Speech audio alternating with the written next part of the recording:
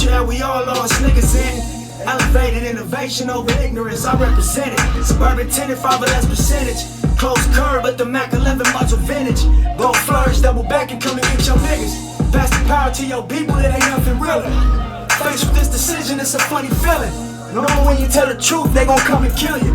Knowing people need some proof when they got the millions. Stress the young nigga out, but I'm so resilient. Shit, real shit, you can mark my words. 85. Alright, so listen, man, it's only right. It's only right. I'm pretty sure this is Blacc Sam's first interview in 5 years since Nipsey's passing. In an hour 36, we gonna hold it down, bro. It's only right. Shout out to Blacc Sam. R.I.P. to Nip. Let's get it, man. Let's see.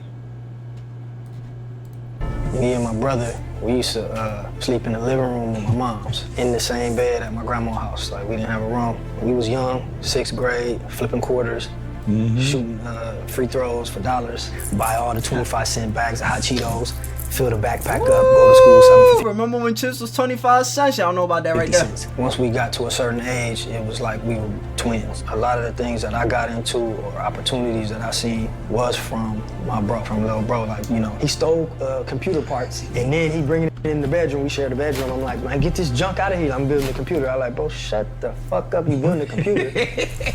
He came back, I think, one day from high school with like $300.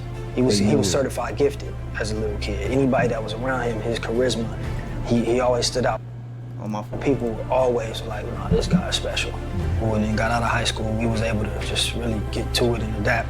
And my brother had put me on a CD game, and it just, you know, took off. Like, all right, I'm trying to peel a million out of this. But eventually somebody probably called in or did something where they start investigating. I'm like, all right, took everything out the house, buried the bread, buried probably like 250 in cash. Yep.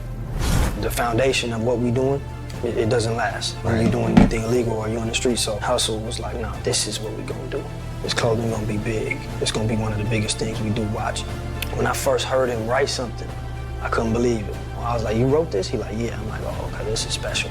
Anytime Nip would pull up, it's like Michael Jackson pulled up in the hood. Gotcha. So many people from the neighborhood was inspired. Somebody came, said one disrespectful thing, Hussle take his chains off, squabbling. Mandatory respect. And at the same time, leading by example, I always felt that God was protecting, and basically we felt like nothing could happen. Yo, I'm not gonna lie. I feel like there's no other better interviewer that he could have done this with other than Big Boy. Yeah, so woo! Yo, bro. No. Hold on. I'm just. Hold on. What's going on? Hold on. I'm gonna just pause real quick, cause it's like, bro. I don't know if Blacc Sam has social media and nothing like that, but it's like, bro, I just be wanting to see shit like this. All right, we gonna let it play, bro. I'm glad he did this right here. Hey, man, you know what's crazy about this right here? Is the people that work here, they probably got a gang of shirts at the house. For sure. You see them walking around with a marathon shirt like, nah, you're like, oh, y'all taking inventory and shit? Right.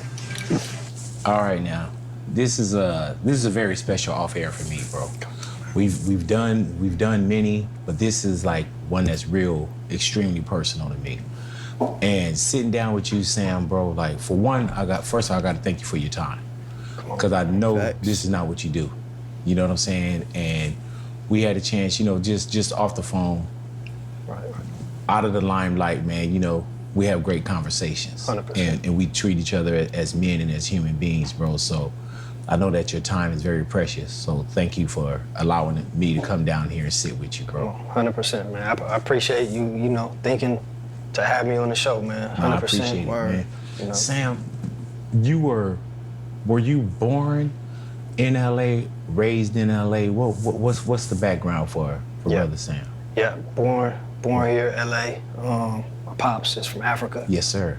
I think he came to New York when he was 17. And then I think he came to LA when he was like maybe 20, 21. What was it like just like growing up, man? Because, you know, there's a lot of things that's in the household, you know what I'm saying? And plus with, you know, the family being extremely rooted, what was it like growing up for you, though? Growing up was good. You know, moms and pops was together couple years, and then split. So Same over for here, me bro. and bro, we was really, our whole childhood was probably with moms Yeah. at a granny house. And then Facts. pops, you know, on the weekends or every other weekend. So childhood was good. It was tight knit with my grandma, my grandfather on my mother's side, and my mom, you know, my uncle.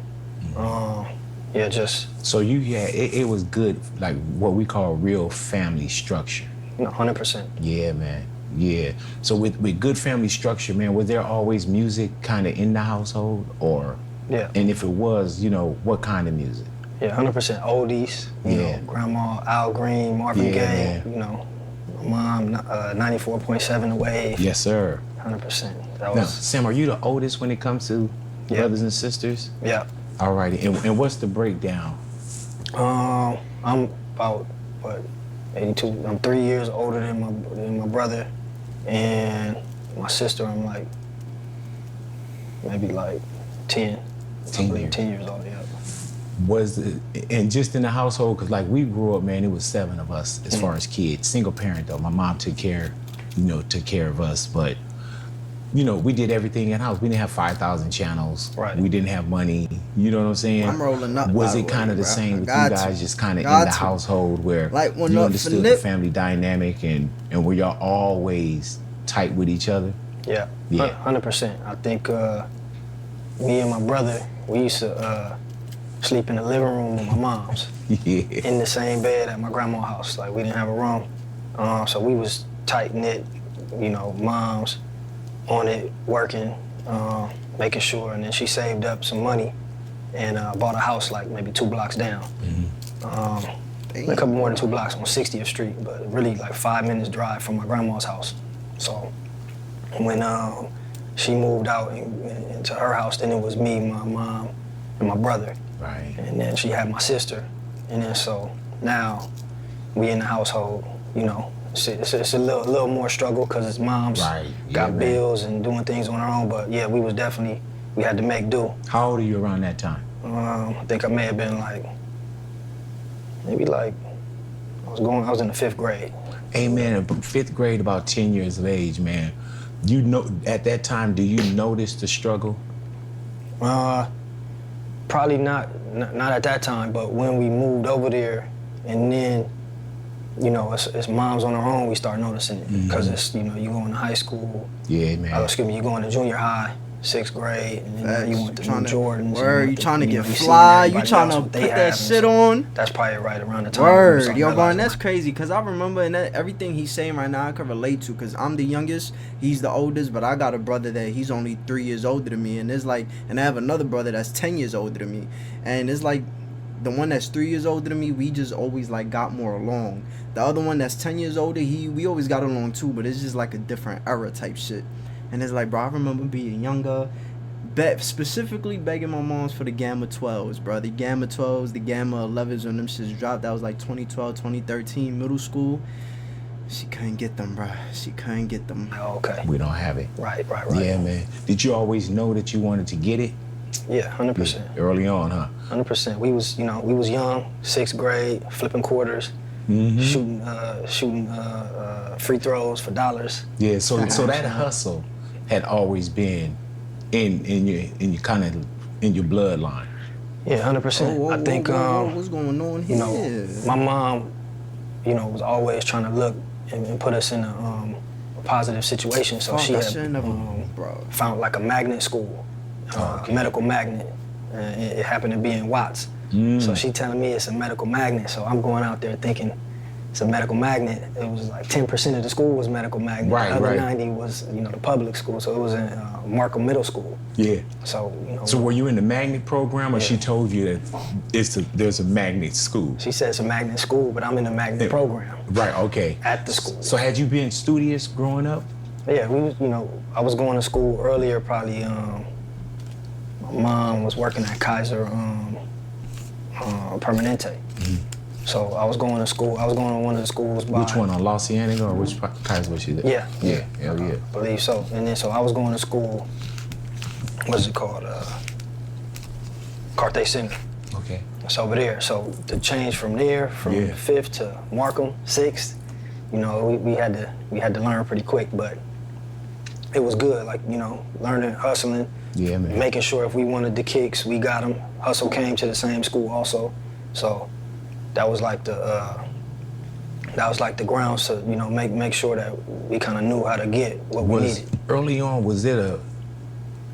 could you see the responsibility of being the oldest sibling early on? Yep. And what did that consist of? I think just, you know, trying to make sure that lead by example, and then also probably Big boy really on some therapy shit, bro. Once we got to a certain age, it was like we were twins, damn near. Like, when you get to a certain age, it's like he dealing with the same things I'm dealing with. It's not like older or younger. It's like we on the same level. He going, you know, sharpen my steel, and I'm gonna try to sharpen also. So you and Nip had always been extremely close? Yeah. 100%. 3 year difference. Same bro. with like me and my brother Mouse, man. We were, you know, I mean, if you saw one, you saw the other. Yep. You know what I'm saying? And there's a lot that I learned from my older brothers. Like Keith was my brother that really introduced me to music. Like looking at notes and looking at credits and listening to certain sounds and not knowing that I was paying a tuition into the School of Experience for the profession that I'm in now, with loving music, knowing how to talk, knowing how to go beyond what I'm listening to. So that was like kind of almost like a finishing school for me. Early on, did you know, and when you look back now, did you know that you were paying a lot of tuition into the School of Experience with, you know, flipping quarters and making dollar shots and things of that nature? Yeah, I think, you know, when we was going through it, definitely not. But I think in hindsight, we both kind of appreciated that we had to kind of like figure it out on our own. And, you know, we gained that edge young. So, you know, when we was in high school and then got out of high school, we was able to just really get to it and adapt in a way that a lot of our friends that had were not able to. So definitely, in hindsight, you know, we always appreciate the struggle. Man, tell me about like when you guys do kind of go back home and see where Pops is from. What was that journey like, and about how old are you around that time?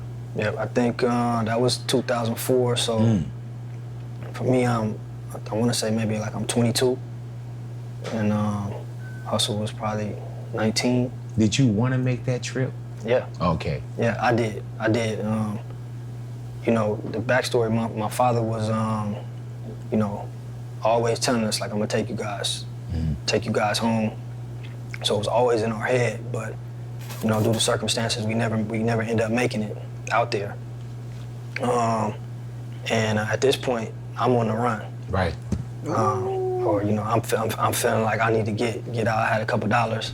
And so get up out of there. Shit hit the fan a little bit. I'm like, I need to get low. I immediately just popped in my head like, all right, this the perfect time. This is it. Yep. So I hit Pops like, hey, Pops, get the tickets. Right. Right now. Hey, man, and when you say you're on the run, man, like, I want to talk about also like neighborhood sound, you know, the hustle part of you as well, because you know how they say, man, I'm my brother's keeper. That was you, right? Early on. I think I've just, you know, honestly speaking, man, I just tried to do my part. Hustle, you know, really a lot of the things that I got into or opportunities that I seen was from my bro. Right. From little bro. Like, you know, he was always, you know, he was sharp and he always seen opportunity. So we was always hustlers, but he would always come up with it and we'd be like, and then he'll put me on it. And then I just try to take it to my level that I could take it to, and him also. So we was both, you know, we was both doing our thing. And I think for me, it was just, how can I add value? And, you know, to speak on what you're talking about, music, he always had a love for music since he was young. And, you know, we would have money, he would just go and spend it all on, you know, Source magazines and this and buying CDs. And I'm like, bro, save your money. But that was his passion. And moving forward, when we get older, you know, when you don't have, you want to get money and you want to get to it. But it come to a point when you getting money, what's the next level? Yeah. And you know, what do you do with it? And I think he had the vision, and he was like, look, this is what we gonna do. You know, this is what I'm doing, this is what I started. You know, this is the label, he had the books. You know, Master P did it like this is how we gonna take what we doing in the streets. And so that really gave me the direction to like have something to go But to. you had believe already in. been doing your thing, but kind of away from music. Yeah. And not to dime anything out with that, because I know that it was like the bootleg CDs, and you know, and so was that a great hustle for you as well? Yeah, 100%. I think at that point for me it was like the new dope game. Yeah. It was new. Nobody was doing it. The profit margin on it was like shocking. Couldn't believe it. So Sam, what was it? It was CDs, DVDs. Yep. And CDs, it was DVDs. You know how people run into, you know, the barber shop, Right, somebody right. selling What the fuck something. did I just- Was that probably something? But you were doing mass distribution. Yeah, I think it started off just hustling. Fuck, am I tripping? You know, I used to work at a restaurant called the Bayou Grill in Inglewood, and I was right there cooking, and then I was at the counter. So I was the young dude. My brother worked there with me too. I was the young dude at the counter that would, all the hustlers, all the niggas selling dope, everybody would come through and they would see me back there, you know, tighten me up, give me some game. I would observe a lot. So anybody coming through the Bayou Grill that had anything for sale, I was the dude behind the counter with a wad of money buying it. So from anything, you know, not to be speaking like that, but niggas that had pounds and had this and had that, I'm buying it and trying to flip it at the spot, you know. And the chip phones, the phones at that time that was going, how many you got? 15, give them to me. And then I have them. And so I was hustling there. And my brother had put me on a CD game. So I would have the CDs there, and I would have whatever I could have there. And eventually one of the guys in there came in and had the DVDs. That's right when the DVD burner came out. You know, I think the DVD burner was like $700 for one burner. And so he had the DVDs, and people was just transitioning from VHSs. Really nobody had DVDs in their household, so he kind of put me up on what it was, and he's selling them for $20, and he's making them for $1. Oh, and so I'm like, so you're looking at that profit margin like, shoot, it's better than any other game right now. 100%. And that's how I got into that, and then it just, you know, took off like crazy. I used to be, you know, I had a spot on my off days. I used to be making $800-900 a day. And people Were come you still through. trying to keep the job? Yeah, I was still Why? working. That was my sister Pop's restaurant. So, and I was kind of like one of the main ones in there. I felt like keeping it, you know, keeping it afloat. So I didn't just want to. But it came to a point where it was too much going on, too much traffic. Right. Because Coming everybody to would the be hitting me restaurant. on my off, like, where you at? I'm like, pull up, you know. And so I'm in the back, and they end up, you know, telling me like, hey, you can't be doing this Yeah, up like here. all these customers, nobody eating. Yeah, right. I used to like, buy something, you know. So I end up having to part ways and just full time, 7 days a week. And then you going even more so. 1,500, 2,500, 3,500 a day. Damn. 7 days a week, non-stop, all day long. Then I had people buying wholesale from me. You know, I used to be at this Vines parking lot in Inglewood. I used to have a line looking like McDonald's line. People just, I'm in the trunk, you know. But that was, you know, in hindsight, looking at it, that was God blessing me with an opportunity that was rare. And everybody used to come through, the people I know, like, hey, bro, this shit is crazy. Like, we see you. I just watched you make like $400-500 in 10 minutes. And you out here all day, every day, 7 days a week, man. This shit don't happen. Don't stop. Don't take no lunch breaks. Don't. This shit is different. So, And this is all cash. yeah, all cash. You know, I used to walk around. I have sweatpants with zippers that I made. I used to have the 20s and the 50s and the 100s in this pocket, looking like this. I used to have the 5s and the 10s in this pocket. That's the change, and you just be in there. Hey man, you know how sometimes when we caught up in it, did you ever think about this could be over? Yeah, I think my goal, especially once I start making as much as I was making, I'm like, all right, I'm trying to peel a million out of this. That's why I'm there 7 days a week. I'm not taking no breaks. I'm there 20 hours a day. I'm going, making my So by that time, did you have multiple burners? Yeah, we went all in. I got 27 stack burners. I got other people burning stuff for me. It's just taking it to the next level. We wholesaling, just trying to get to that level. And people also, I'm in somebody's hood. Mm-hmm. I'm getting money. They seeing it. So those niggas coming up there trying to rob me. I'm up there with a pistol, bulletproof. I'm in the rain with pneumonia, with an umbrella. Yeah, man. Because I'm looking at if I'm not there, I'm losing 2,500 or 1,500 on a slow day. So, everything happened for a reason, and the only thing that could have stopped me I'm from being struggling there right 7 now, days bro. a week was, them coming in and trying to It's because Motion I Picture fucking Association ended up split it coming in in half trying to take that vein out, yeah, and this come shit trying to just blitz fucked and it trying up, to bro. open up a case on Usually me. we just stay So how do together. they find you if you're in the parking lot and you can ghost out? Yeah, They found you though. Yeah, I think man, it was like cat and mouse after a while. Like every day, police would pull in. I used to have the lookouts. They'd be like, Sam. So I slam the trunk and just go inside. It's lunchtime when the police come and they come back out. But eventually somebody probably called in or did something where they start investigating. Motion Picture Association came out. They had like a squad, and then they blitzed. I end up, tussling and getting away. But then one of my partners that I know, he was a sheriff. He's like, hey, look, it's some new shit going on. They getting task force, and if the motion picture come out, they open the file on you. Like, did they take pictures? I'm like, yeah, they was snapping pictures, license plates. He's like, oh, they coming. They gonna open the file on you, they coming. So that's what led to, I'm like, oh, I took everything out the houses, wherever the addresses was at, granny's house, mom's, took the bread, buried the bread. Yeah. And how much did you bury? Buried probably like 250. In cash. Yep. And then when you buried at 250, did you get popped at that time? Did you get popped for any of the copyright in that? Yeah, I got arrested one time, bailed out. Of course. Yeah, you know what I mean? So now I'm fighting the case, and then now I'm back in, take a little minute out of my spot. I'm still, trying to get the bread, get to the money, but looking, the spot kind of quieted down. My people like that, the police stopped coming through here, so then I'm back at the same spot. So when you were saying things were hot, you was talking about that hot, not neighborhood hot. Oh, no. Just No. that CD and Yeah. Okay. As far as like me needing to feel like I need to get up out of there. Yeah. That's because I felt like it was an open case on me. Yeah, man. They was about to hit the house, and the spot was all like they going through there every day. The location I was at. So I'm like, all right, it's time to go. Like, So you buried at 250, and then you go to Africa. yeah. How long are you in Africa? We in Africa for like 2.5 months. Oh, so you had it. What was that experience like? It was crazy. I think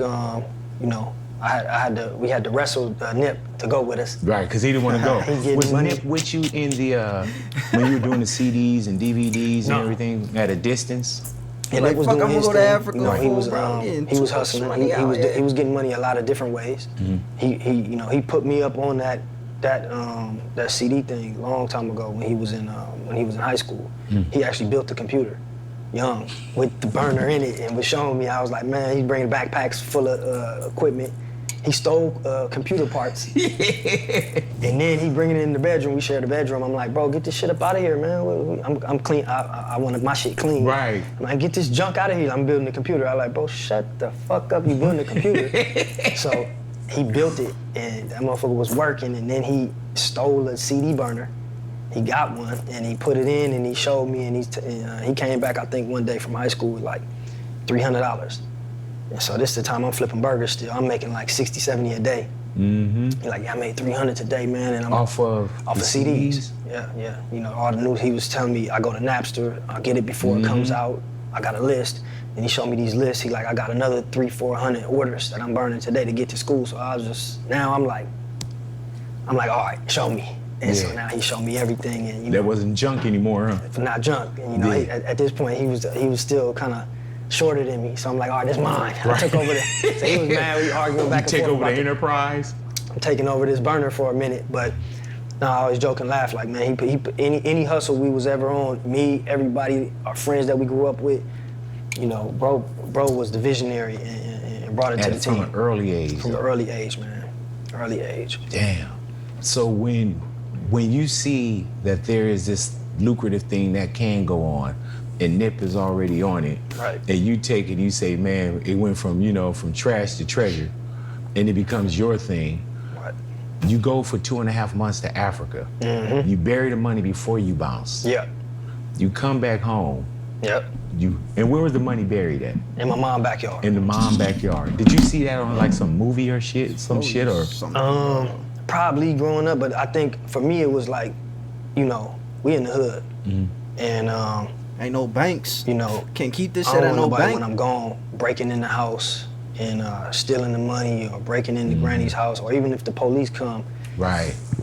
They I hit was the rubber house. banded up So at my my thing was mama's like, house, man, so there no what can I fucking do? bank. So So it immediately, I'm finna get a shovel. It took a lot longer than I thought. I'm trying to dig as deep as I can without sweating and passing out, but I got it probably like good 6-7 feet deep. Damn. Rolled the motherfucker safe in there. What was the money in? It was like 250,000. Yeah, what was it in? It was wrapped in plastic, like sandwich bags. Each 1,000, we had it wrapped up, rubber band over each So it 1,000. took time. Yeah, it had been like that in the safe. Right, gotcha. But that's how it was. Really, the safe was rubber band up, But then once it got into that hole, I'm thinking, and this is to anybody who don't know. Yeah. I'm thinking I buy a waterproof and fireproof safe. That shit is not waterproof. Yeah, so you come home. Yeah. Do you dig the 6-7 feet yourself again? Yeah, 100%. So you dig your safe out. Mm-hmm. What happened? Yeah, and I'm digging for hours and hours, pulling my hair out because I'm not hitting the safe. Right. And so I'm thinking somebody went in there and got it. And finally, I'm praying like, man, finally I hit. I hit this and I'm like, oh. And then it took me probably like another 4 hours to get it wedged out. Because it's in there, I gotta go head first and I'm trying to flip it around to get to the, and then finally when I get the part with the combination and the key, I forget the combo. So now I'm trying to play with it for another hour. And finally I open it, and when I open it, it's filled up with water. Yeah, man. And so then I'm just like, I ain't never had no breakdown. I'm just sitting there, I could lose it. I just take everything out, put it in the duffel bag, get out, running the house. I'm going crazy. My mom is like, what's going on? Let's go in the bathroom. She's like, what the fuck is going on with you? What's the matter with you? And then I'm just trying to figure out like how I salvage it. The money was molded, wet. Each stack was like falling apart. When you pull it apart, it was just crumbling. So mom's went and got blow dryers for me, and then so I just went in the bathroom and was peeling them off little by little, putting them to the side and blow drying them till they get back hard, so they wouldn't break.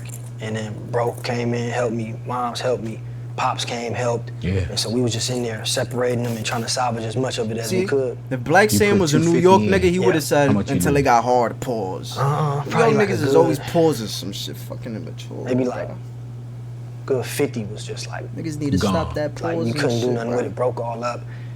The rest of the money we salvaged, and it was just smelled like shit, fucked up on the edges.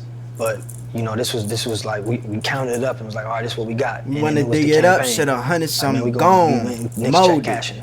You can How ask many moms stores they had to got plug and blow in this dries area? on that We got bitch. the map. It's 50 of them. Style just a Everybody, little bit, 2,000. young black, this shit. Go.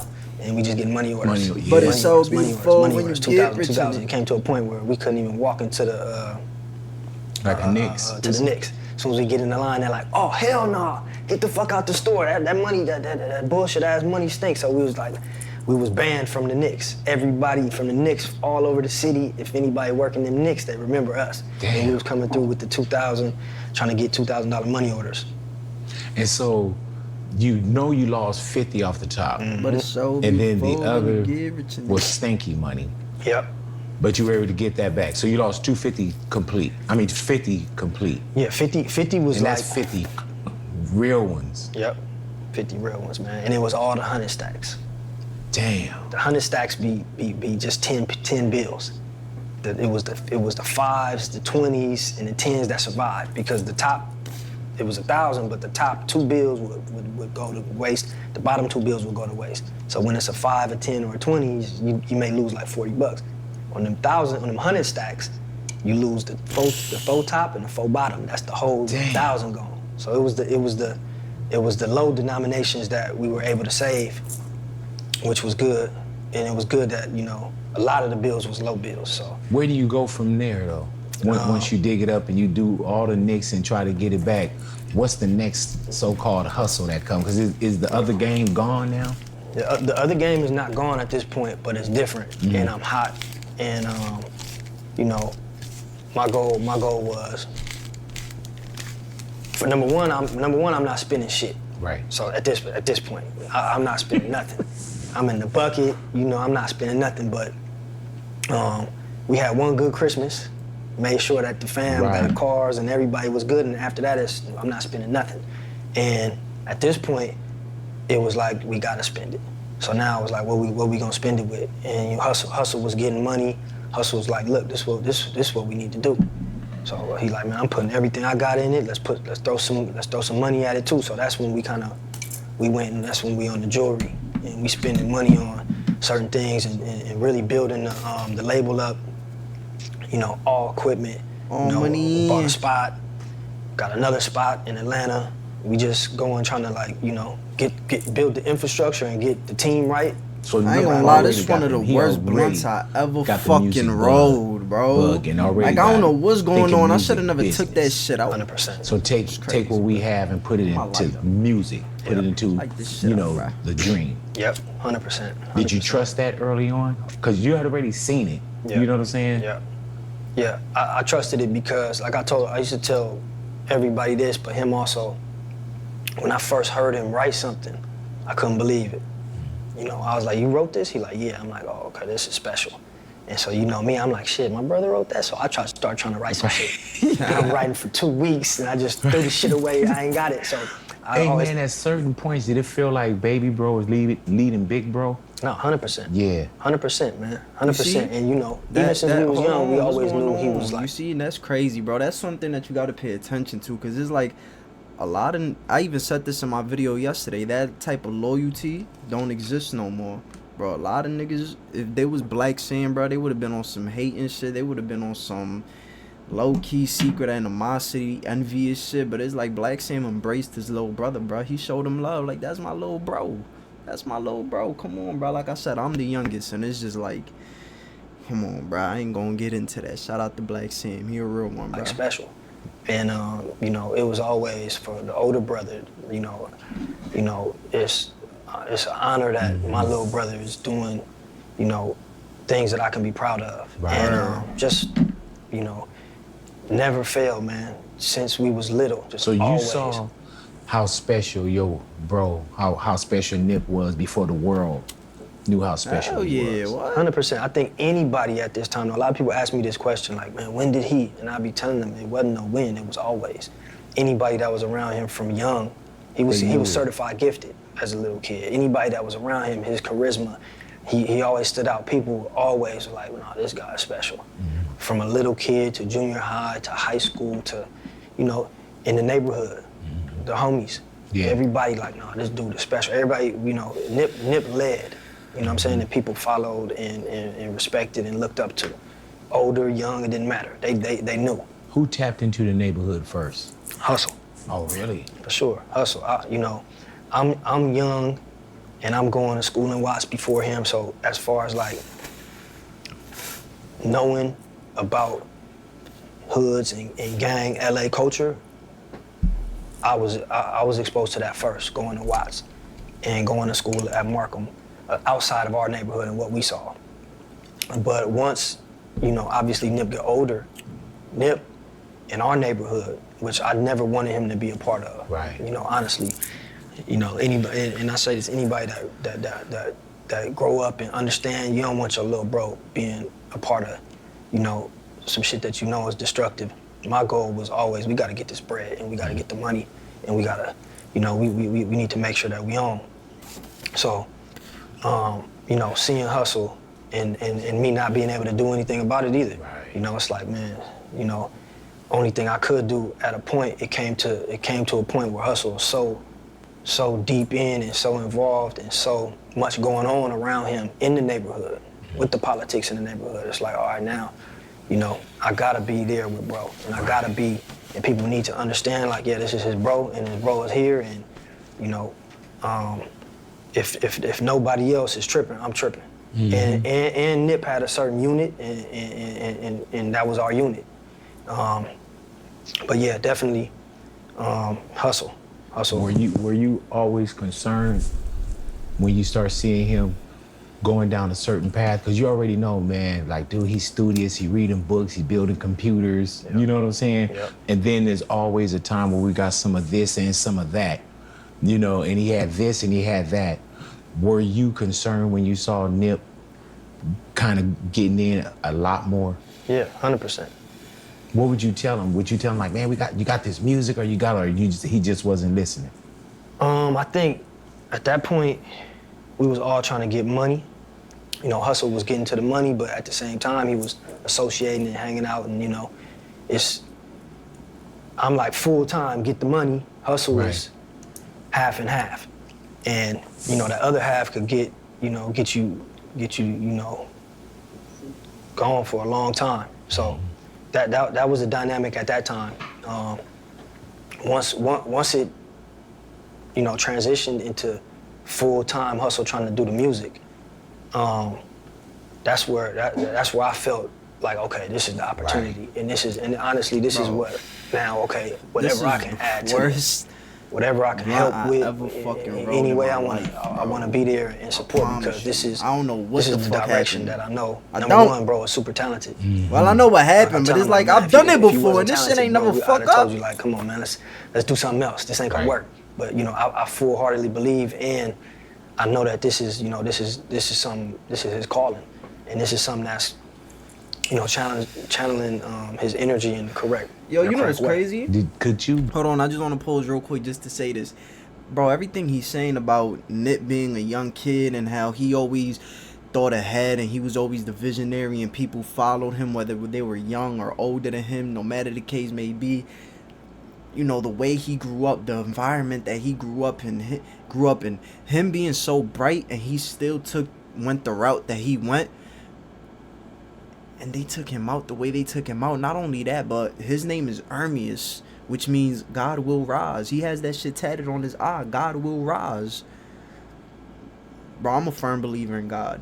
I'm a firm believer in everything happens for a reason. I'm a firm believer in there's things out there that's way beyond our understanding. Bro, I believe Nip was here for a reason, bro. I believe Nip was sent by God, bro. He was sent from God. For real. It's just like some things be coincidences, but other things be like way too specific. Shit be way too aligned for it to just be a coincidence, bro. And that shit, bro, I'm on pause. believe how talented he was early on? Like when you say he wrote a rap, you was like, dude, you wrote that? Yep. Like, did he always amaze you? Yep, always amazed me, and you know, everything. That's what I tell everybody, man. Everything I ever heard from him, everything was special, and I was surprised. So, you know, me, Fats, you know, my cousin Adam, everybody, our inner core team was like fully behind Hussle. Did you feel like you had to put a circle around him too? Yeah, 100%. He had a tight crew, and then so I wanted to make sure that I came with and helped build the circle and just make sure that it's just Blacc, you know, yeah, we from this area, where your but it's crews beans within or the your area. vet. And right. you know what I'm saying, niggas need to understand that our crew, where you run from the and Hussle police crew at, where you ever is represented one of them hope crews. with a You know what I'm hope saying? So that was the where goal. you had to take an oath for you sold you know, the that sack, was dealt with all the pressure. The people that you see today, that's all money in. You know, that was the crew. That was the crew before anything that people understood and knew. Like, all right, this is Hussle crew, bro. And you know, it's gonna be consequences behind it. And this is like, we make it or we don't. This isn't a group of people that somebody got on and you just started adding to it. 100%. This is the crew when them hood politics start coming, and when motherfuckers start being like, you on your own. This crew is not with that. Right. This crew is like there. Did you feel like you had to go a little harder in because you had to make sure that nobody did fuck with y'all? Like it had to turn you into a little bit more of like, man, you can't fuck with this. I think Hussle led by example, and Hussle was known for that. And both the Fats and Kabi and everybody that, you know, Stone, Hussle main crew, Hoggy. That's what the crew was known for off the top. So I think to answer your question, yes. If that's just anybody in any crew. Right. Yeah, so either you're gonna be respected or you're not gonna be respected. Yeah. So, we was on Crenshaw and Slauson. Yeah, man. We had the shops. We lost them. We had spots all up and down Slauson. Weed spots. We had a lot going on, and yes, it had to be known, and it was known. Like we ain't them. We not the guys that the older dudes is coming through trying to extort. It's not happening. Right. We not the guys that's going for anything. It's too many times that I can't even speak about. Somebody came, said one disrespectful thing. Hussle take the chain off, take his chains off, squabbling. Yeah, man. So people knew don't say nothing to Hussle, and that's if Hussle was around all his crew or was solo. Yeah. So, intense on everything. Intense on the music, intense on the hustle, intense on the street, intense. Yeah. So 100%. That was Hussle. Yeah, man. That was Hussle, man. That's why he was respected. That's why the young kids in the neighborhood loved bro. They seen him pull up solo. All right, put this shit at the end. In the bulletproof, hop out all the jewelry, on Victoria, on Bryanhurst, and certain people say the wrong thing. Hussle in the middle of the street squabbing. Mandatory respect, and at the same time, leading by example and providing inspiration. People seeing Hussle do it. They know Hussle was there with them. They know Hussle sold dope with them, and they see Hussle. And then when he talk, they listen, and he giving you game. He like, look, this is what you need to do. So many people from the neighborhood was inspired first. Hands-on, and also from other neighborhoods, from so-called neighborhoods that was enemies. They to this day, man, people be, seeing me, or even they would see bro and just be like, man, I'm from Wooty Woo, but man, like we got our shop and we started our record label, and so I think in LA in gang culture, Hussle just inspired everybody and led by example, and that's why the whole city saluted what he was doing. See, I fuck with that right there, because it's like, LA has always been known for the gang culture and shit. And they somehow, they was always able to, come together. The place where that shit, I don't know if it was founded there or not, but I just always knew LA was, that was the gang culture. So it's like, being that that's where the gang culture is, and they were still able to, talk to one another and, but then here in New York, bro, you see a motherfucker with a red fucking hoodie on and you gonna get on that motherfucker. There's no settling nothing. There's no talking it out. There's no doing shit just for the business. No coming together. No salute. None of that, bro. Here in New York. You see a motherfucker with it's crazy, bro. It's just crazy. Sam, talk to me about you just wouldn't see no shit like that in New York. Start the t-shirts and things, and opening up stores, always being entrepreneurs as well. Probably thinking about things we weren't even thinking about. You know what I'm saying? Like opening up stores. Like, when did that start for you guys? When y'all started thinking, man, we wear t-shirts. You know what I'm saying? Right. We need to sell them. I think we was trying to get money, and it was a lot going on, multiple arrests for myself, and I think me and Fats, man, we was selling t-shirts, and then we had the weed on the low. But the main reason for us being in the parking lot was we're selling shirts, we're selling t-shirts, boxers. So it kind of started off as a front, honestly. Right. And then we would have the movies, we would have the weed, but when the police pull up, we like, man, it's t-shirts. And we start seeing the demand. Were y'all on the streets or y'all had brick and mortar at that time? No, we was on the streets at this time. Gotcha. And we was in front of Louisiana Fried Chicken. You know it well. Check cashing. Yeah. You know what I'm saying? All the homies used to stay there and sell dope at the check cashing. When everybody get their cash, they check first cash. person you see. And so now we there too. And so, we would get people cashing checks. They would come spend with us. T-shirts, the homies would buy shirts, and we start noticing that we short stopping the swap meet. Slauson swap meet. Yeah. We short stopping them now. Everybody coming buying their t-shirts from us. And it started turning into something. And we start selling out every day. Y'all just had tables out there? Yep, had a table, trunk, and then we'd go from the trunk back and forth.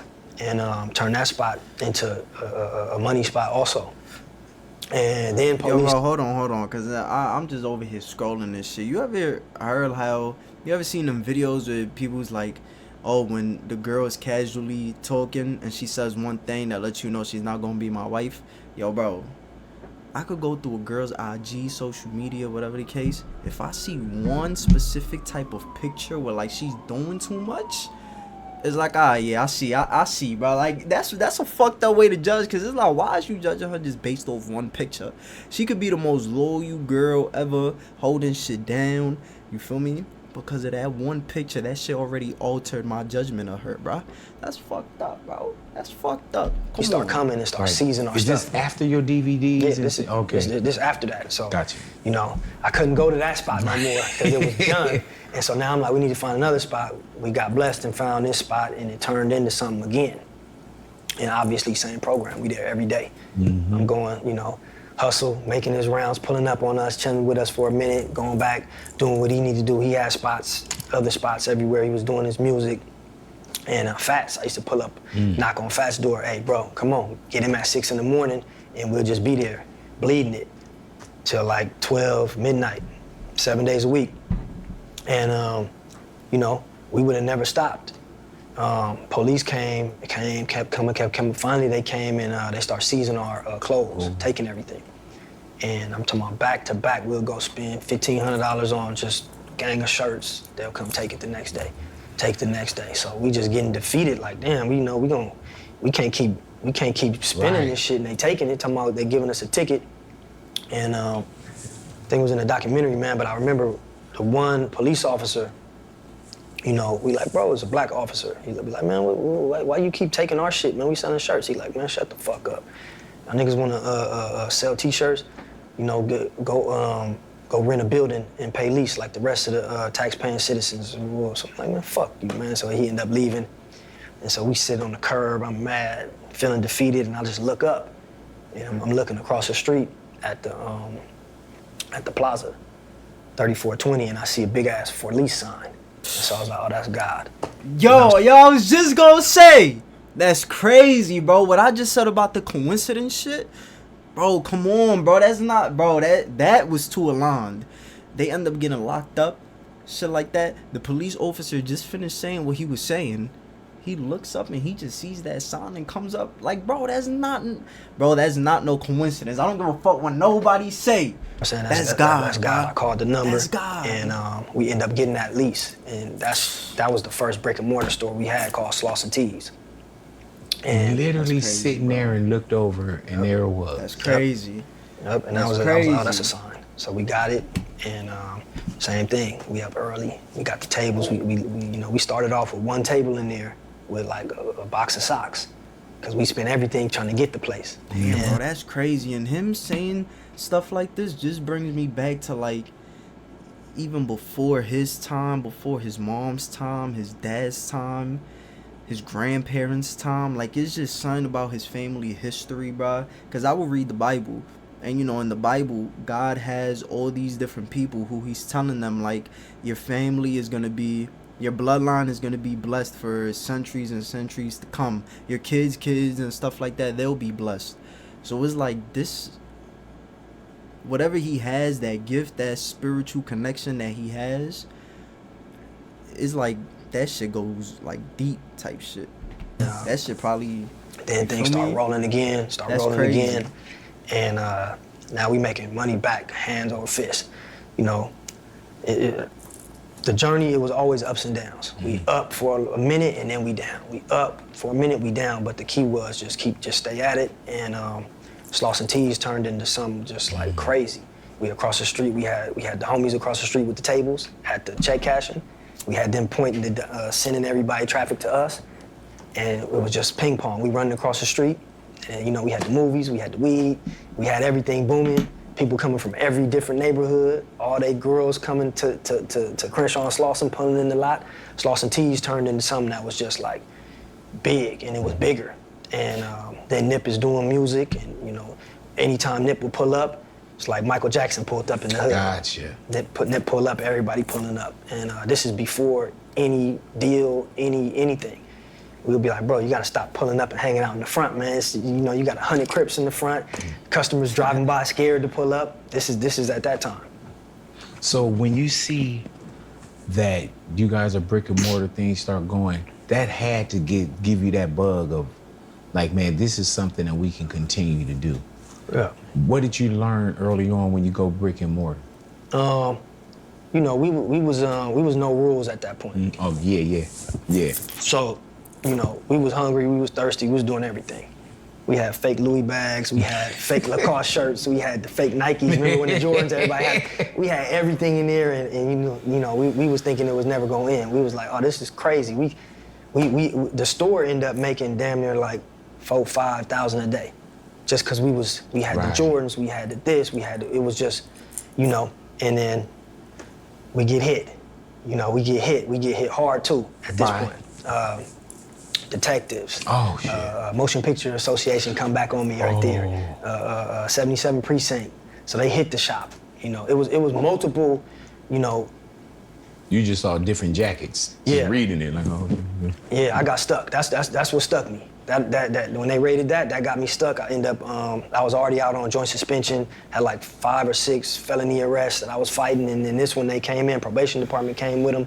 They raided like it was 40 different police officers, and they got me. And so I ended up going, and I didn't get out. I was in for like 22 months. And when I get out, the shop is gone.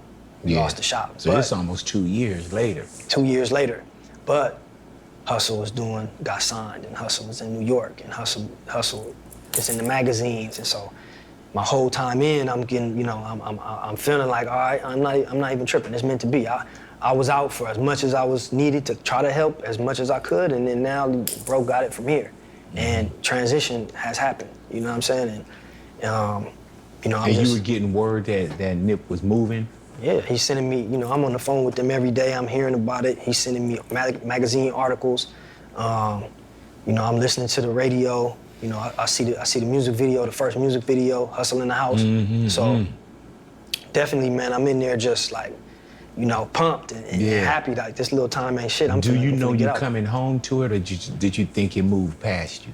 I know I'm coming home to it. Yeah. I'm coming home to it, you know, and I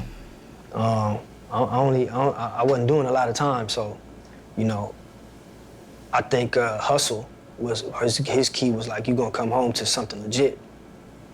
So, you know, that was a blessing, and that's what I came home to. I came home to something legit that was like out of control. This is the time when Bullets Ain't Got No Names Volume 2 was out. So Nip was the hottest thing in the streets. Nip, New York buzz was going crazy, and, you know, head on, my goal was, you know, obviously I can't be, you know, there with a handout or trying to, like, you know, take. So my goal was like, how do I, you know, do what I'm known to do, and that's try to add value to whatever is going on. So that was the mind state, and my goal was I need to get the shop back, and, you know, we went through a couple of hurdles trying to get the shop back. The same shop. The same shop. You know, couple different little hurdles, but we ended up getting the shop next to it, bigger, and we turned that into Slauson Ave clothing. And from there, you know, Nip, the Hussle in the House video, the Crenshaw crew neck. Everybody was hitting the MySpace and hitting the articles, the social medias, and Adam and Nip was, I think Adam actually was like, man, everybody keep asking for this Crenshaw crew neck. So I'm like, huh?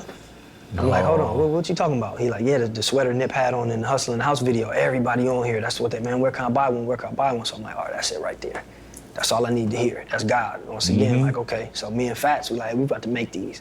So we went and we reproduced the custom Crenshaw crew neck and the hoodies, and we back across the street at the table, you know, and from there we were able to get the unit and turn that into Slauson Ave, you know what I mean, and then it's the same thing, ping pong, and that shit turned into something bigger than the first one, and but the only difference is now, instead of selling fake shit, we selling our own shit, and you know, we creating a brand and Hussle. you know, is putting it on his back. Every video, people come through. He's branding it. He's getting people to come Mixtape and support. And you know, he made that that sweater even more iconic. And when you see a Crenshaw crew neck or a hoodie or a shirt, you think of Hussle. Yeah, man. And so, you know, from there, Hussle's goal was like, we got to create a clothing brand. That's a fact. And, you know, they even got that shit in 2K. Was the Marathon clothing. You know, after his mixtape, the Marathon continues, the TMC, also like TMC. Which I hope they getting a percentage for, because they even got Marathon clothing in 2K. You know? I hope 2K ain't doing like what Fortnite was doing. Fortnite was taking people's dances and shit, not giving them a cut. I mean, it's a video game. I don't know how serious that is, but 2K having clothing brands, I think that's like some shit for me people could sue over, because it's more than just the Marathon. They got fucking Palm Angels so and all types of shit. High-fiving because we don't know what to call it, and that was it. And one of the things was, you know, while the sweater and the crew necks is getting famous, everybody start bootlegging our shit. Oh. And so we like, man, how do we stamp like that it's now official? You wanna, yeah, you know what I'm saying? How do you we, were the guy at first, huh? Now you all tripping. Right. You know. I said we gotta respect the game. You know, they bootlegging our shit, but not too much. Right. How do we stamp it? Hussle like, nah, we gon' the tag ain't Marathon. The Crenshaw crew neck is a knockoff, and that was genius. And so now people like, yeah, that's if it ain't got the Marathon on it, it ain't the real day. one.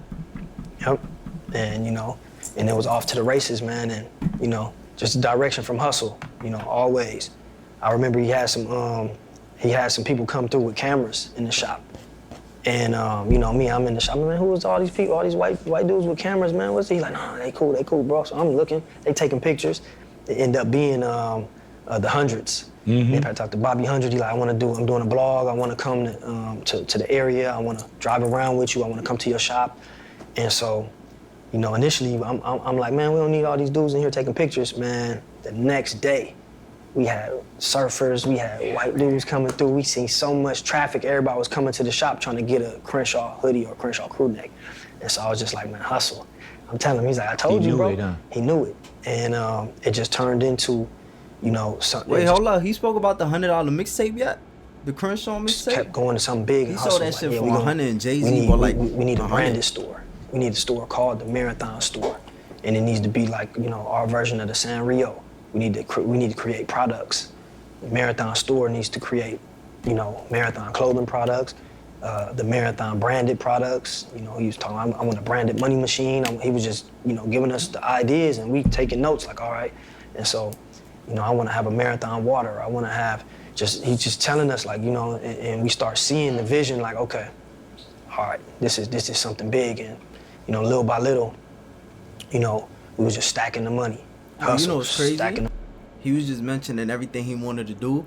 Yo, one thing I saw, Nip was already ahead of his time, but one thing I saw from him that really told me like, oh, alright, he's on some other shit. Bro, if you was to buy a t-shirt or any type of merchandise from the Marathon Store that's clothing, and you was to scan like the little tag on the back of a t-shirt, it will be like a barcode or something. And if you was to put your camera on it, it'll like pop up. Like shit would pop. I don't know. Y'all don't know where I seen that shit at. I could have sworn I saw something like that. But that shit looked crazy. Like some futuristic shit. And contributing. Like you will see like push this toward this. The hieroglyphic shit pop up, you know, the people, through your phone. People supported. And, you know, the brand was built by the people, man.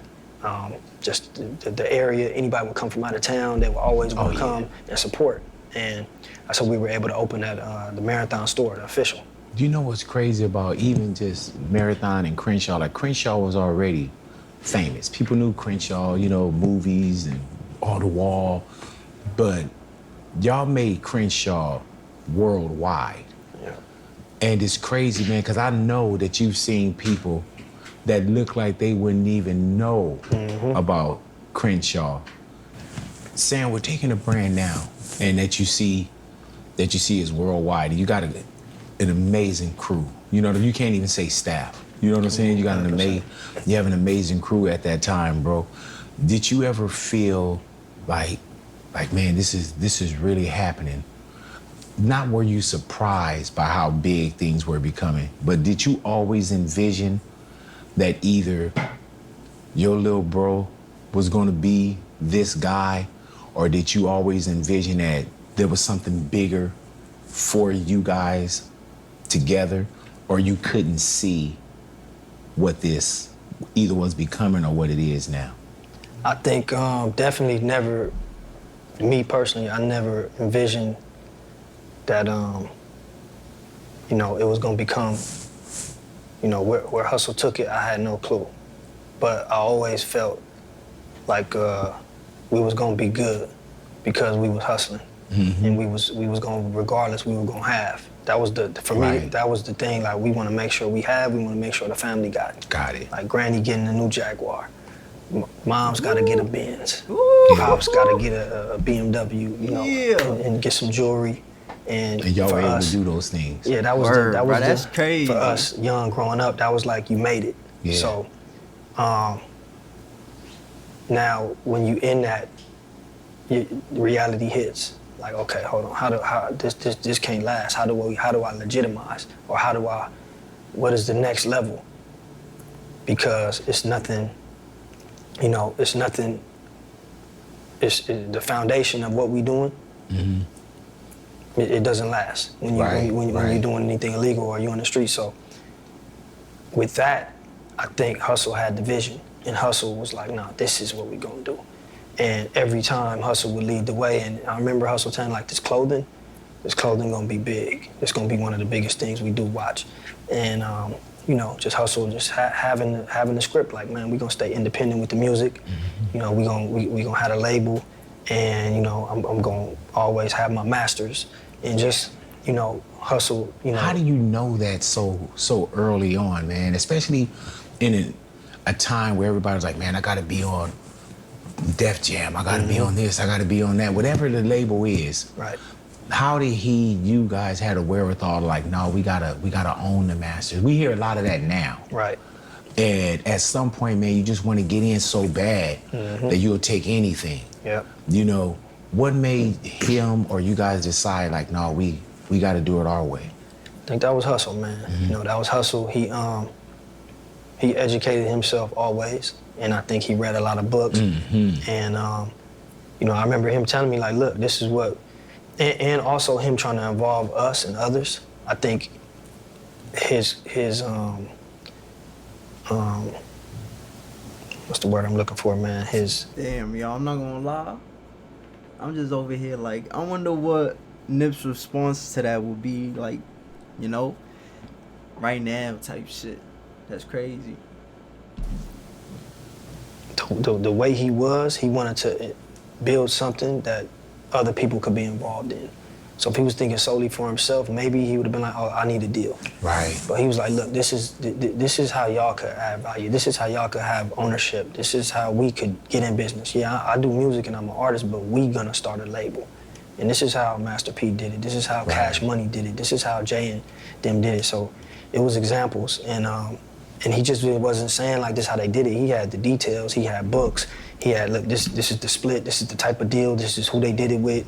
And so, you know, he's lacing us and making us believe and giving us value, like, okay, shit, yeah, we don't do music, but we can be in the music business and we can create a company. He formed the companies. He like, look, I incorporated this, and he had business cards, and you know, he had the vision for the markets that he wanted to, you know, go at. And he like, we're gonna put posters up and we're gonna sew up our area first. And then after that, we're gonna go to here and go to here. And, you know, I think anybody that talked to him and saw how sharp he was and educated he was like, all right, along with the talent, but they was like, all right, now he's not just an artist. He's a businessman and he knows what he wants. I ain't know that shit included sugar. That's why everything he said he was gonna do, he was able to accomplish it. Yeah, man. There was times, bro, where he'd tell me about, Big, have you read this book? Have you, you know, other people asking, have you went to this restaurant? Have you tried this? You know, and it was always a book. We did I remember we did that cruise, and everybody else was throwing pool parties and this, that, and the other, and he did like just a seminar where he just talked about business. Dope. You know what I'm saying? And opening up. And it was times, bro, away from the radio stations and away from, you know, the limelight, just the conversations that I would have. And you gotta think, bro, like, I'm damn near 20 years senior, but I'm listening to bro. You know what I'm saying? I'm listening because you know when a wise man speaks. Yep. You know, and you guys trusted that, and you also understood, like, man, we can add value to this as well. And just a good team of people working for a real common cause, bro. Yeah. And you look at, when you say the Master P's, the Cash Moneys, you know, the Rockefellers, you know, those are things that you had a chance to look at, and then you guys become that, where you give other people, I know you had to see other people with hope that, man, we doing the same thing. Yeah, 100%. And one thing we used to always, you know, with Hussle, he was always willing, and I think he, you know, his driving force was to inspire people, you know, and so, you know, honestly speaking, I'm very territorial, like, hold on, like, it's a good idea, like, hold on, don't get that idea up, like, that's us, we gotta do this, and Hussle would, you know, always, like, we ain't even, you just told us about this, we still working on it, and you telling the next person, or you telling the next person, you telling Hussle be like, nah, bro, it's cool, we gonna, you know, get a game, and, you know, we gonna be good, but he always wanted to, Share the wealth, share the wealth, share the knowledge. Yep, and that's one thing that we used to laugh and joke, like, oh, bro, don't. But when you look back and take a step back, man, it was a quality that, you know, definitely other people appreciated, and I myself had to be like, man, Hussle was just, you know, his goal and his purpose, like, he really wanted to always inspire, and then he also got a kick out of seeing somebody achieve. Like, he loved it, and, you know, I think that made him feel good. Hey, man, I remember even the Smart Store, when y'all opened up the Marathon Smart Store. I was like, what the fuck is a Smart Store? And early on, we used to like, yeah, you can come in and you can point your phone at this. And I'm like, what? Oh, and then is it Idris? Shit. Yo, I knew I wasn't tripping. Bro. The hieroglyphic shit. Idris Sandu. Yep. I remember, man, when he told us the story about how he met him, he said he was like, went to go get a green juice, and Idris was in there, and he said, man, I just kept walking past, bro. That he was doing something with his hands and making things move. But even just to tap in to something like that so early, bro. Yep. Where and peep it and understand, man, this is the next thing. And now you'll see certain things now, man. Like, Nip was on before we even had the scans where everything could just be scanned. Now everything is scanned like that. And when you talk about a Smart Store, bro, nobody was thinking about that. Man, I'm gonna tell you a story, man. That goes to Hussle genius. You know, we scrambling, trying to get the store open.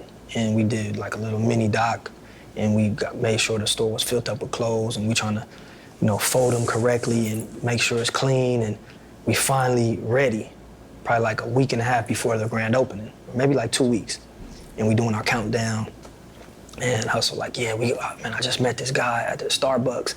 I was going to get a tea or something, and I seen him, and I'm like, huh? He like, yeah, we about to make the store a Smart Store. So I'm like, what? I'm like, no, we don't got time for that. I don't even know what, like you say, I don't know what is the Smart Store. He's like, no, trust me, bro. So I'm pulling my hair out. I'm mad, like, man, what is this? And so I meet Idris, and he's telling me this, and I'm like, bro, we don't got time. And so we end up, he get it, and he make everything. He go in, and he integrate it with the clothing, and, you know, geofence it. And then so I'm learning things that I had no clue about. And in hindsight, looking now, when that store opened, and it was the first Smart Store, and that's why I just like, Hussle, the genius of Hussle, man, and so many different things like that he's done, but it's always, you know, driven from his vision, and he got the right vision, and, you know, to this day, people still talk about that Smart Store. Oh yeah, bro. And just him seeing Idris, and seeing him young, Blacc, dope at technology, and wanting to do something with him, and wanting to, you know, have him a part of the store grand opening, and then him also, you know, just being excited to see Idris keep taking it to the next level. You know, that was something that, like I say, man, that really drove Hussle. What made you guys want to, like, really do business and be a part of the community as well? I think you know, instinctively, that's that corner, Crenshaw and Slauson. You know, we used to walk from my mom's house to the bus stop on Crenshaw and Slauson in front of the Shell when we was little and catch the bus to Watts, school bus. There was a Shell's, the gas station there, and I remember when we found out that the owner was a black man. Fucked us up. We was little. We never thought like a black person could own a gas station. And so he was there and he would fuck with us like, what's up, man? What's up? He was cool. He coached basketball and he liked us because we used to go in there, backpack empty, no books, buy all the 25-cent bags of hot Cheetos, fill the backpack up, go to school, sell them for 50 cents. And we used to come every day, be like, man, y'all getting all the chips and no books. So he kind of took a liking to us, but that's when we thought, you know, ownership from back then.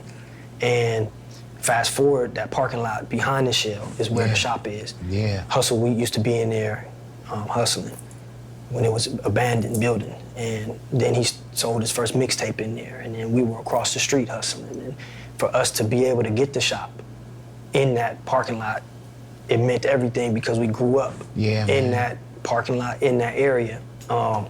And by us getting the shop, the community supported young, old, people that may have looked at us and been like frowning upon us. At this time, like, man, I'm proud of y'all, man. Y'all got a business, and they made sure that they came and supported. So the significance of that area and being there and all the money that was spent with us, they saw what it was turning into. So everybody, from the aunties, the grandmas, you know, to the homies, coming spending money, they seen we took it and we flipped it, and we took it and we flipped it, and they saw what the support, you know, what we did with the support. And it was key for Hussle that he stayed and we opened the first marathon store there. Right there. Because there was a lot going on, man. Police, you know, I'm going to jail, everybody going to jail, they raiding the shop. So at one point it was, you know, like, man, we need to get a shop on Fairfax. We need to open this marathon store. Like, when we do the marathon store, it need to be somewhere where we ain't got to worry about this.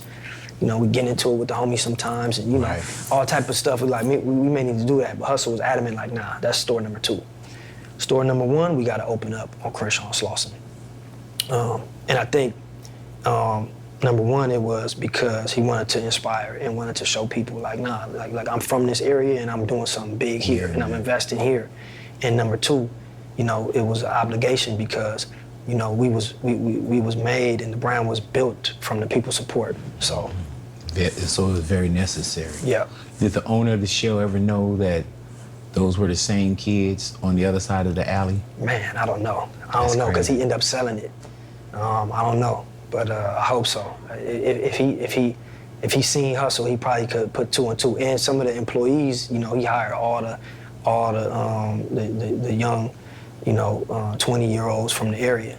So the homegirls was in there working, and some of the homies, when we was younger, we knew that they had jobs. And so I'm sure if they had contact with them, they let them know. Were you ever concerned about how accessible you guys were? I mean, yes and no. Just every day, we know where we at. Right. So we was always, you know, had to be aware and be on point, dealing with all the different things that go on with, you know, being in the hood. But I think I always felt that, you know,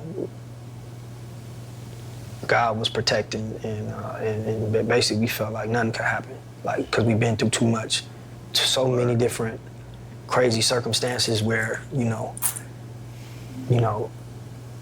we felt like as long as we do the right thing and we keep pushing forward with the positive, niggas can't, like, it's nothing that could happen. So that was the honest thought, you know, and you know, it's hindsight, man. Just you never understand.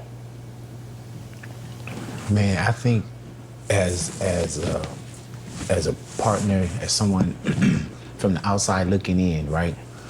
I remember just what that day felt like when Nip passed. My mom passed on March 31st as well, right? So literally, I went to my mom's grave and I was doing a comedy show probably like the night or 2 before. And I wanted Nip to record me a drop like, oh, go see Big Boy's comedy show. He didn't get around to it. So literally on the way home, I was like, man, when I get home, I'm gonna call him like, oh, it's successful and, you know, and do what we usually do, bro. And when I got to the house, I remember my man Fuzzy, he had hit me up and he said, man, I'm over here by Marathon. He said, something's going on over here. He said, they got it blocked off. And I was like, man, I said, he said, I'm gonna try to get closer. And when he called me back, he said, man, they're saying something happened with Nip. What was that day like for you, bro? And did you feel any premonitions before we lost Nip? 100%, man. I think, Oh shit. man, we just, it's my cousin's birthday, so the night, I want to say the night before, Nip took us to Wally's, Whoa. Beverly Hills. Me, What Bob's, premonition? Like they had feelings it was gonna happen or some and Adam, shit? my cousin Adam, and just had a long talk with bro, you know, not to get into too much detail, but there was a lot of bit politics getting into it with certain people. You know, Hussle had DJ Khaled in the hood. Not to be speaking too much on shit, but we came frontline like we always do. And, you know, niggas gonna know we gonna crash out behind it. We not playing. Ain't nobody saying nothing to Khaled. Ain't nobody doing nothing to Khaled. And he's straight. And Hussle frontline that. And, you know, we felt like certain people didn't like that. And did the video. Khaled got out of there perfect and was smooth. And, you know, we appreciated Khaled for showing up and coming to the hood and doing the video. And, you know, we knew that this was gonna be one of them videos, man. Hussle brought DJ Khaled to the hood, and you know, had John Legend in the other scene. So we at Wally's, and we just chopping it up about a lot of shit, man. Just, you know, making sure that we on point in security, and when we pull up, it's, you know, we like, Hussle, when you pull up to the shop, call us. He like, bro, I'm not calling you niggas when I pull up. I'm not calling you niggas when I pull up. And we like arguing and just, you know, but turned into, you know, a little bit of that, and then back to the, you know, celebrating bro Adam's birthday, and Hussle got us the back room, and, you know, family there chopping it, and just us four, and we stayed there forever, man. And when he walked out, we all walked out the back room of Wally's. I think Rivera, one of the guys that filmed the video, just happened to be there. And so he see us walking out, he's like, oh, Hussle, what's up? And he's like, man, what's going on? He's like, bro, they just sent me the first edit of the video. And so he pulled it up, and he like, man, look at this, bro. You look amazing, bro. You about to do movies after this. Look at this shot. And so Hussle seen it, and Hussle was smiling. Hussle was happy. He seen the shots of the video. He's like, man, he's telling him like, bro, ain't no more small time shit, man. After this, nigga, your shit going out the roof. And so, you know, we was all happy and shook hands with them, and then we left. And that was the last interaction, bro. And that was the night before? The night before, Saturday. And so Sunday, what was that morning like for you, Sam? Sunday, it's regular Sunday, man. I think we had spots in the hood. So one of the spots we had little weed spots, 24-hour spot. And I think it was my boy who usually do one of the shifts. I had to cover one of the shifts. And so I think I was in it all night. And the morning shift came in, and I ended up leaving. And so my goal was to go to the house and sleep a couple hours, and then go back to the shop and close the shop up for the rest of the night. So I'm at Granny's house, sleep on the floor, and this phone just going crazy, man. It woke me up, and I picked the phone up, and you know, forget who called me, man. I just hear people screaming in the background, and they like, man, you know, bro got shot. So I just immediately just run out the house and just jet out the door. My grandma was in the living room watching TV, so she seen me run out, didn't close the door, just got in the car, grandma's on 5th in Slauson, so the shop is maybe like 6 blocks away. So I just ran every light, every stop sign, and get there, and man, it's just going crazy, man. You know, everybody screaming, and I just see bro, and I'm just, you know, it's fucked up, but bro still breathing. I think Kev Mack was like talking to him and trying to tell him, you know, breathe, stay with, just breathe, bro. So I'm looking, trying to, you know, we need to figure this shit out. So somebody had the ambulance on the phone, and everybody screaming. I was just like, man, shut the fuck up, man. It's just like, you know, take the phone, and I'm trying to talk to the ambulance. They say they coming, and they telling me, you know, I'm asking them like what do we need to be doing, and so they telling me to try to administer CPR on bro, and asking me, is he breathing? I'm like, yeah, he's still breathing, you know. And just try to do the best that we could. And finally, you know, police came and ambulance came, and they took him. And so I'm just praying, you know, I had faith that bro was gonna be all right, and you know. Then I had a lot of people shot in that parking lot. And we, you know, I done drove multiple people to the hospital, and, you know, I'm like, man, if anybody make it, bro gonna make it for sure. And that was the ride to the hospital, man. Just praying, and, you know, I was confident bro was gonna be good, man. And just couldn't understand it, man. It's like the Twilight Zone after that. Everything I believed in, or my faith in, shattered. But did you get word like right then? Did you follow? Yeah, followed the ambulance, and I think got out, and so I was trying to go to the doctors, and ambulance, I think J-Rock, one of the ambulance told J-Rock something, and he came to me. I'm like, no, I'm not trying to hear that, man. I'm trying to figure it out and go talk to them, and then go to the doctors, and then my mom and family was there, and then everybody screaming, and just walked out. It's fucked up, but. When you walked out, you knew then? Yeah. Yep. Yep. You know, still can't understand it, honestly. It's Twilight Zone, man. Don't understand. Shook my whole belief in whatever I believed in, and, you know.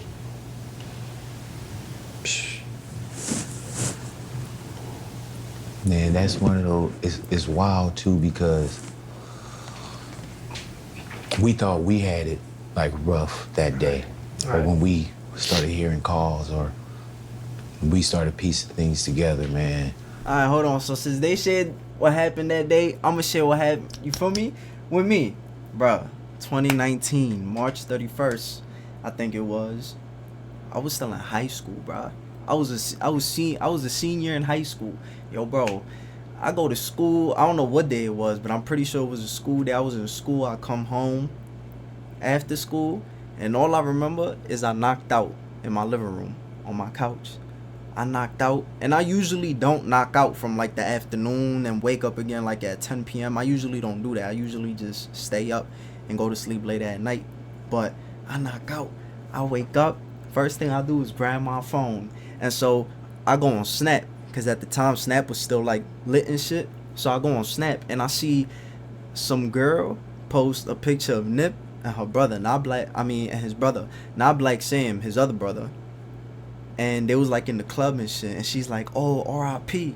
And I look at it, and I didn't know who she was talking about. I'm sure, I thought she was talking about his brother. I'm not gonna lie. Cause I look at Nip, and I'm like, bro, there's no fucking way, bro. So I click Instagram. First fucking thing that popped up was Nip, bro. It was Nip. And I'm just like laying down, scrolling, bro. I'm in disbelief. I did not get up from that couch, yo, bro. I was literally sad, bro. Like, I didn't want to speak to my girl, none of that, bro. I'm just there, like, scrolling. I'm in disbelief, trying to see what happened, trying to see a video, trying to do something. And, bro, I go to school the next day. Everybody's talking about it. Or whenever I went to school, because I don't know, this could have been a Friday, I don't know. But all I know is that next time I went to school after that, everybody was talking about that shit, bro. Everybody. That's crazy, bro. That's crazy. And the first thing I thought, you know, you started to think about family. You know, of course, you pop up. Then I'm hearing certain things, and I was like, man, was Jay there? Because I knew we had heard it was a couple people, and I was like, when I called Jay, when he didn't answer, I immediately put him there too. Right. You know what I'm saying? Because I would always see them together. You know, and it's crazy because we never had a chance to talk, but I didn't know that y'all had that much conversation even the night before. Yep. About, man, you know, we gotta move a little different. You know, we gotta make sure that security's on set, and, you know, bro doing his regular routine. Yep. You know, like at home. You know. With that, bro, it's like, not what is the first thing that you do, man, but where's headspace, man? Because it's hard to just not, you know, either throw it all away or give it all up. Right. You know, because we got Nip as friend, music, whatever it may be. You know, y'all sharing bedrooms, that's like me and my bro. Right. You know, at some point, do you feel like any of this is worth it, or were you ready to throw it all away? Oh, no, man. Not 100%, like, crash out, broad daylight, whoever.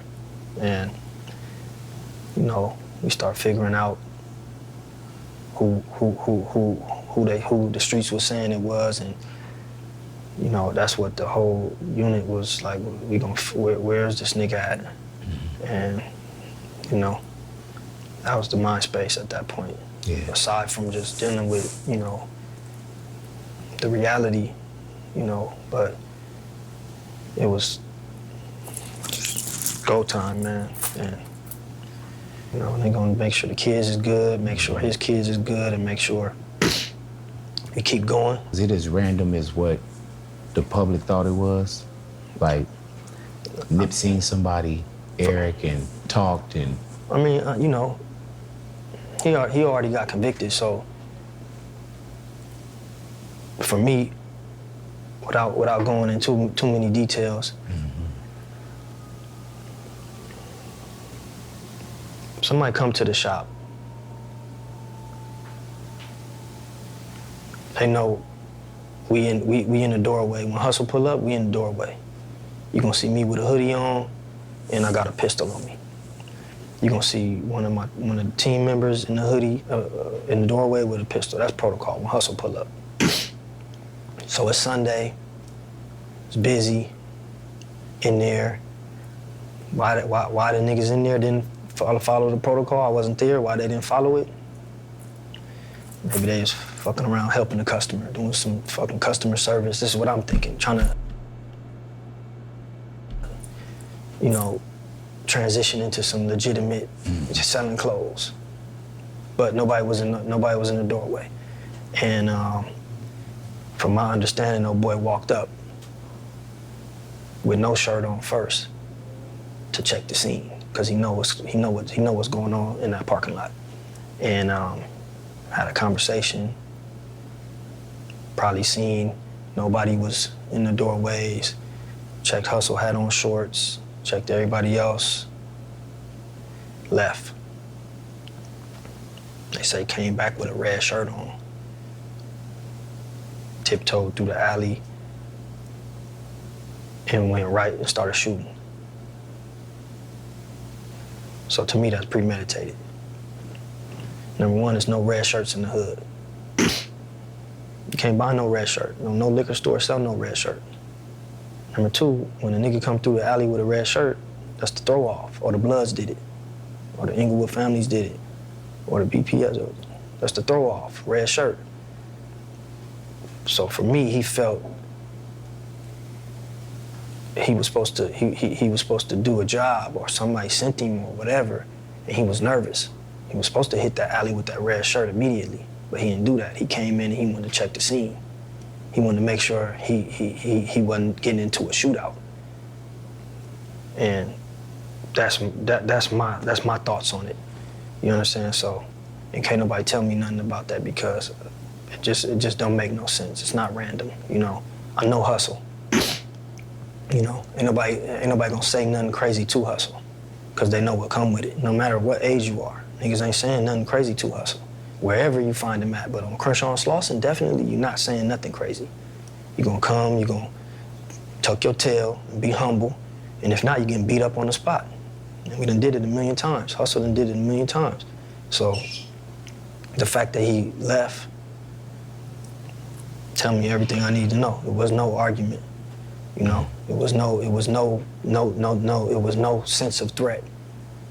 Because with that come, like, hey, be on deck. Yeah, it was none of that. It was just, you know, to me it was, let me come through, let me see what's going on, and then let me, you know, in this broad daylight, man, and it's, you know, it's a lot of unanswered questions, man. You don't believe he had any dialogue with Nip that day, or did anybody say he said something? Yeah, no, they had dialogue, but it was in the mix of him coming up, talking to bro, and, you know, whatever transpired, it wasn't an aggressive dialogue. It was just maybe small talk, and then maybe people saying Nip brought something up to him. Okay, he may have, but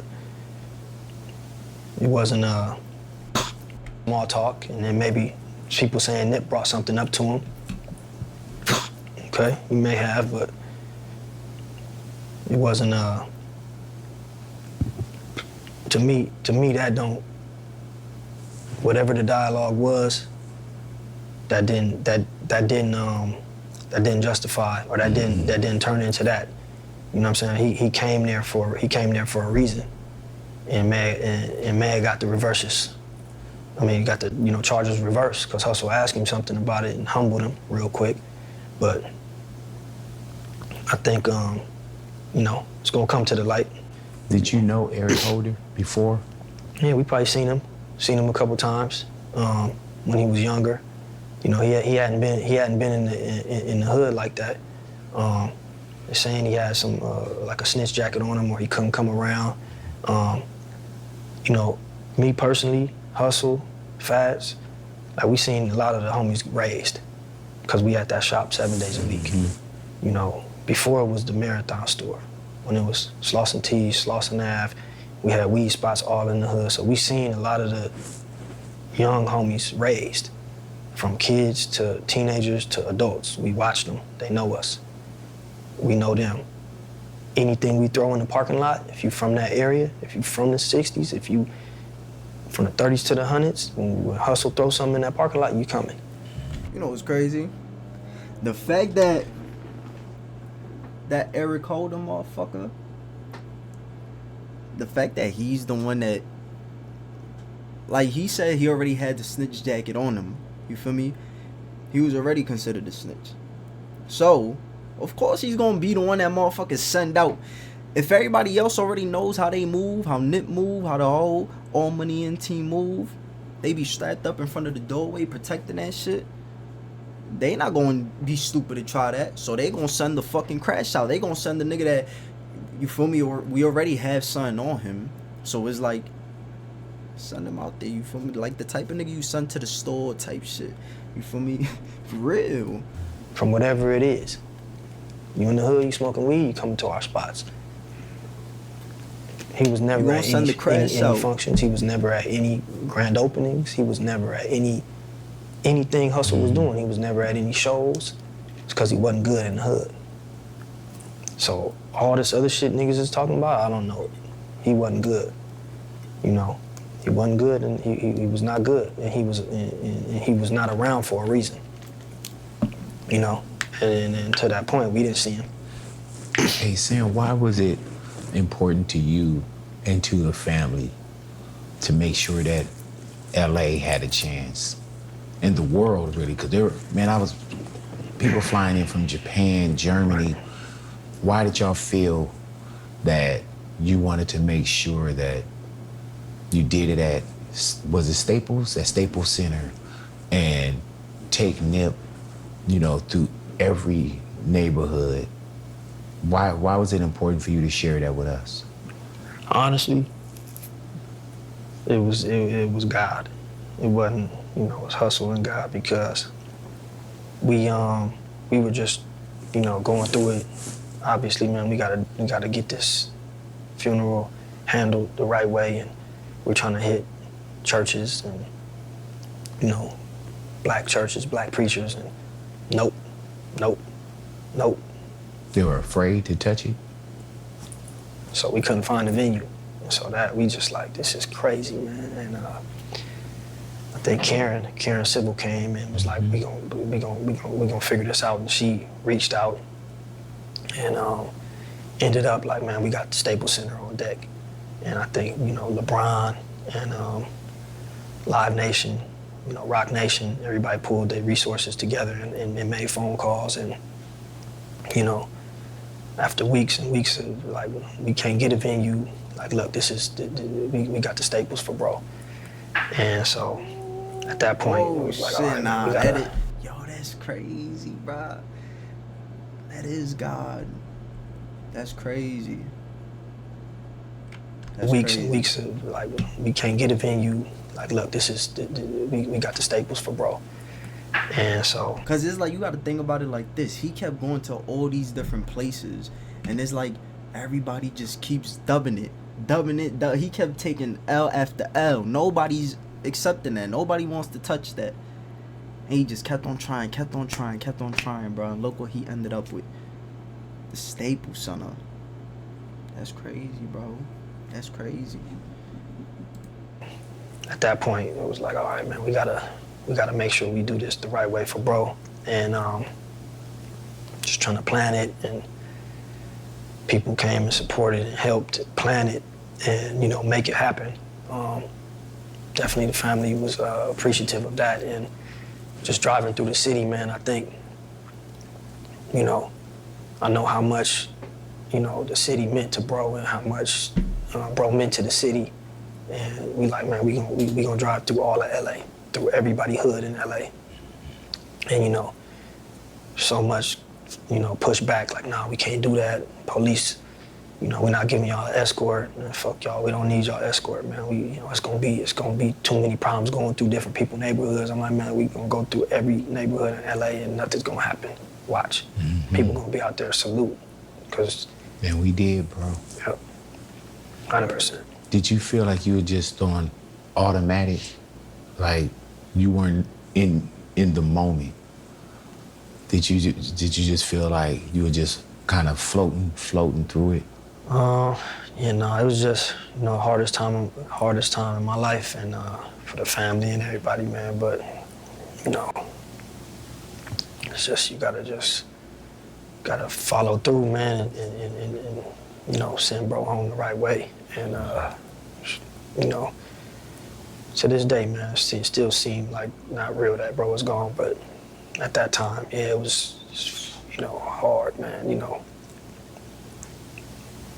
One thing I tell people, man, you know, I never done drugs in my life. I never thought about doing drugs because I seen, you know, I had uncles, and I always, drunk grandfather, I always was like, man, I'll never be that, you know. So I don't smoke, you know, I'm anti.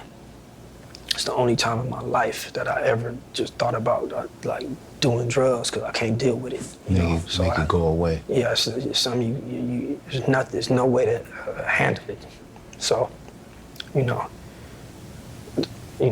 didn't, but that was the only time in my mind I'm like, okay, this is why niggas, this is when a nigga can't deal with this shit. Like, there's no way to fix this. This is hopelessness. That's the feeling at that point. Is it kind of like the gift and the curse too, Sam, where you're reminded all the time, and that's love. Right. But even when you go by and you see like a mural, Right. There's no day where because it's gonna be on you every day anyway. Yeah. But there's no day that it's not a video, a picture, a song on the radio, somebody rocking the merchandise, a mural, that, not that becomes kind of normal to you, but how do you deal with that? One moment at a time? Yep. I think, the murals, I'm happy when I see bro on the murals, even shirts, man, I'm happy when I see, bro, because I know his goal was to inspire and,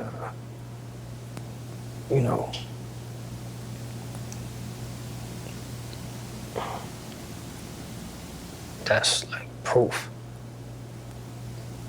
You know what I'm saying? Excuse me. That's the proof that he did what he wanted to do. I used to be like, man, we gotta get to the money and, get this shit. And he like, yeah, we gonna get to the money, bro, but this shit bigger than that. So, I think, my bad, bro, I think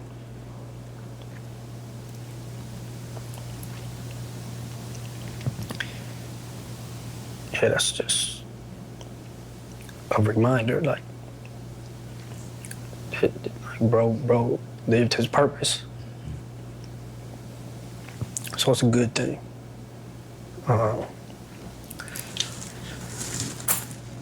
Hard things probably is like people trying to take pictures, and that shit never easy. Because I never been taking pictures. So when people, like, that's a hard thing for me. With you? Yeah, right. That's the hard thing, because it's like, I know that's when it's like, okay, I know why. Like, man.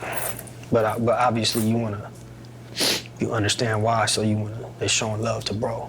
So it's like, okay, come on, but that for me, that's the going through day, and then somebody, oh, bro, that just brings me back into the mode, like, that for me, that'll never be, I'll never be able to deal with. I'll never get used to that. Yeah. When Nip says the marathon continues, that really means something.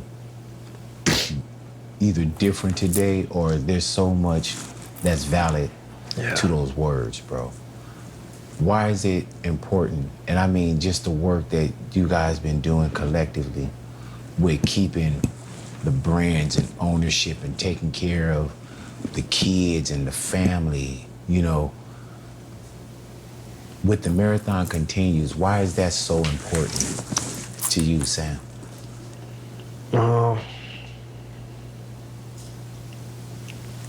When I hear other people say it, marathon continues, I appreciate it. For me, I can't say the marathon continues. Just for me, I can't, because bro not here. So it's hard for me to say, but when I hear other people say it, I like it, and it'll never be the same without bro here. But like you said, man, us trying to just continue things that he started and wanted to accomplish. I think it's our duty, man. Get this documentary out, get it done correctly. Obviously his kids, my niece and nephew, make sure they understand who they dad fully. was and what he did, and also, you know, the fruits of his labor, and making sure that they have, I think is the mission. You know, make sure that they got everything that they need, and you know. So I take comfort in knowing that, you know, we working and we building, and this is something that their father, you know, started, and that they have, and they're gonna take over, pass down to them. Do you still hear Nip or any words? Yeah, 100%, man. I hear, you know, every second, man, every day, 100%. Yep. Man, well, I know we're talking about the documentary that's coming, man. You know, the legacy. Yep. You know, I feel like, Sam, you've been protecting it so well, and not making sure that it didn't get into the wrong hands, that there's nothing goofy. You know, as much as we love Nip, there's nothing like brotherly love, bro.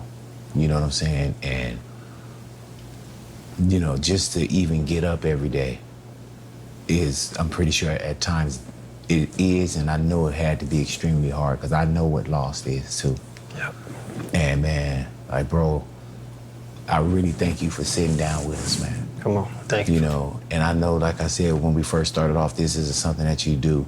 Right. And it took me some time to even want to, like, man, not even, oh, I need the interview, I need to sit down, but I just wanted to talk to you, you know, and I thank you for allowing me to sit with you and you to be this comfortable with me, bro. Come on. You know, on and off, we've had a chance to talk about you being comfortable, Nip loving what we do as well, man, and I want to be a part of preserving that legacy and continuing that legacy, man, and Sam, thank you for your time, bro. Come on, 100% Big. You know, since day one, you know, you've been supporting Hussle, us. You know, we was little listening to you, so it's an honor, and, you know, definitely Hussle loves you and had a lot of respect, and definitely appreciate you, all the support, and, you know, 100%. I'm honored to be, you know, on this with you, man. So thank you, bro. For sure. And I was talking about this box right here, man. Those boxes, when I flipped the box open I saw that I was in the box. Right. Bro, I showed that shit to my wife, Sam, and I was like, I know there's a billion pictures. A billion pictures, bro. And to get in that box, man, is like, you can't tell me shit, bro. Come on, you part of the story, man. You part of the history. Ribbon, Yep. you know what I'm saying, Yep. man? So continue, bro. And you know you got my support and my love all the time, Sam. Come on, man. Definitely appreciate you always. Being off air with me, bro. I appreciate and love you, man. Come on. Likewise, Thank you, man. bro. Thank you. Once again. Respect. All the time. Always.